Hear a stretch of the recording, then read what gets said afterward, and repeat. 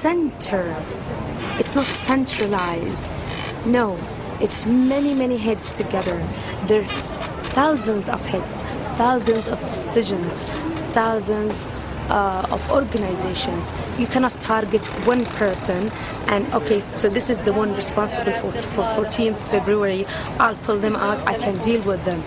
This hidden force is managed by thousands of youth, smart brains.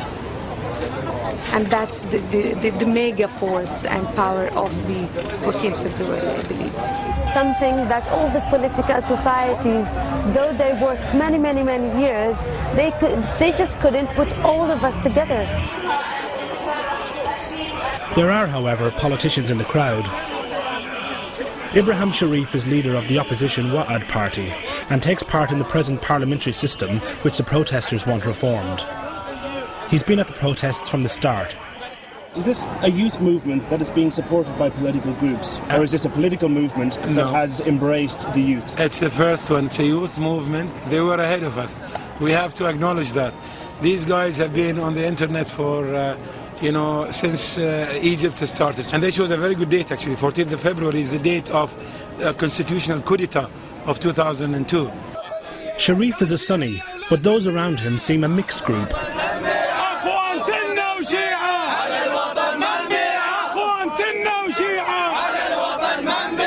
The message of the protesters is clear. The February 14th movement is about unity, not sectarianism. But the king is warning that protests will lead to the sectarian abyss and has raised the spectre of neighbouring Shiite Iran taking over the country. بالنسبة لنا نسأل الشباب أحافيكم يبي دولة دينية يقول لك لا أحافيكم يبي دولة مثل إيران ولا يبي دولة مثل إيران. It's a powerful bogeyman for countries across the globe, not least the US, which has a major naval base here. But it's something the protesters want to refute.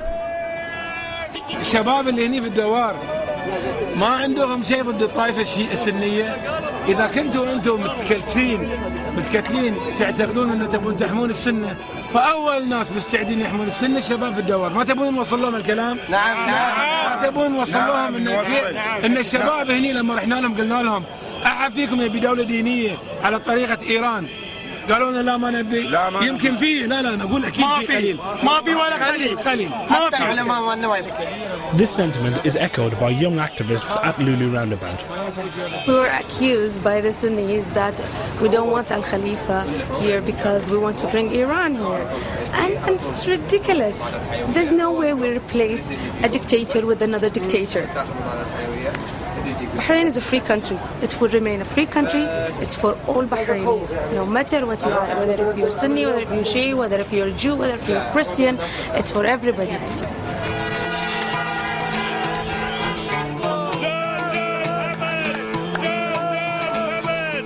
The Al Khalifa royal family is offering dialogue, but with 7 people killed and hundreds more injured, the protesters feel the time for talking has passed. A group of 6 political parties is discussing preconditions for talks, but the young people here are clear. Her sign reads, "Don't ignore us, we don't want dialogue." There is nothing such as dialogue with the one which has murdered the Bahraini people. There isn't anything such as dialogue with the criminals. I believe Al-Khalifa is just like cancer, and the way how we're going to deal with this regime is exactly the same way how we treat ourselves from cancer. So the only way is to cut them off and heal completely from them. There is good reason for scepticism about dialogue. In 2001, as discussions for a new democratic constitution were underway, the king unilaterally imposed the current disputed political system. Even the parties involved in the talks have doubts about the king's integrity. Some of the people here are very worried that if we go into a dialogue, the government or the regime will give us a deal and then we'll renege on the deal. They remember the 2001 when the national charter was agreed in a referendum, only to find out that a year later, on 14th of February 2002, that the king also reneged on the promise of the national charter. And so they're telling us they will trick you, they will trick you. Hassan Mushema, head of the outlawed Hack political party, has been in and out of prison for years. He recently returned from the UK, is clearly respected by the people, and has chosen to boycott the talks. He knows the Al Khalifa family better than most, having dealt with them for over 40 years. We met the king himself in London, and we sat together, we talked about the necessity of dialogue. And I told him, I said to him that we have rights, we have demands. Let us sit at the table, discuss everything, and then of course we'll cooperate together to build our country. But unfortunately, after that, when I came back home, they arrested me. So what kind of people are these? Al-Khalifas or the regime is not believing of democracy, is not believing of human rights, is not believing of dialogue. So it's just they want to show the world that we have discussed and we have started, of course, the dialogue, which is not true. Some people in America and others, they believe them. They know it's not true, but they believe them. They say, okay, why don't you go to the dialogue? And there's no dialogue. Down with the monarchy! Down with the monarchy! On Monday, March 7th, protesters went to the US Embassy, well aware how much influence the Americans have with King Hamad. They say Washington's pro-monarchy approach is supporting the oppression. Stop supporting dictators! Stop supporting dictators! Stop supporting dictators! Embassy staff came out to listen to their views. But the US has praised King Hamad for his restraint in pulling back security forces. They said that he has earned the right to pursue a solution through dialogue. The protesters are determined to change Washington's mind.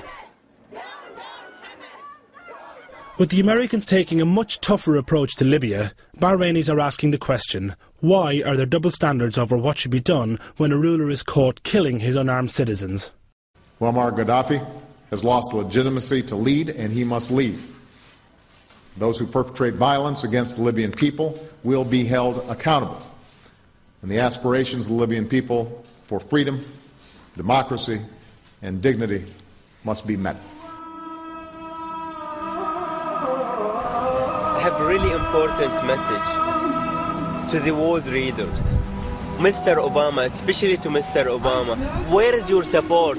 Why are you supporting the call of dialogue? None of us is calling for dialogue. We have a clear message that we don't want this regime anymore. And if we are the majority, I think we deserve this change. They are calling Al-Gaddafi as a killer of his people. I think Al-Khalifa are more threatening to us. This is a standoff between two equally entrenched sides.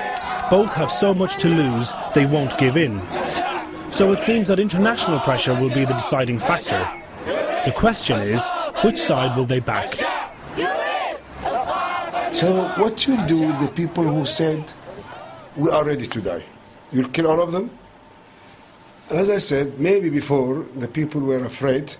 They don't want to go, to the jail or prison. They don't want to be injured or killed.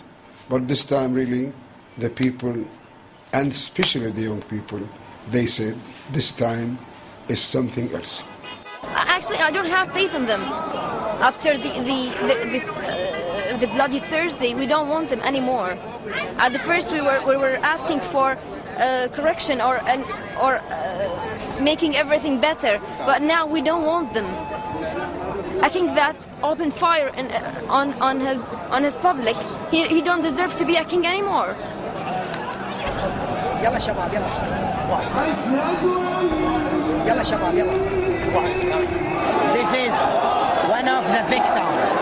This is police and Al-Khalifa government. They said they want dialogue. This is dialogue. Tell Khalifa and Hamad, this is dialogue. They are liar. They are not liar. They are killer. They should go away. No chance. The protesters are marching on state-owned Bahrain TV, complaining about the biased coverage of their campaign.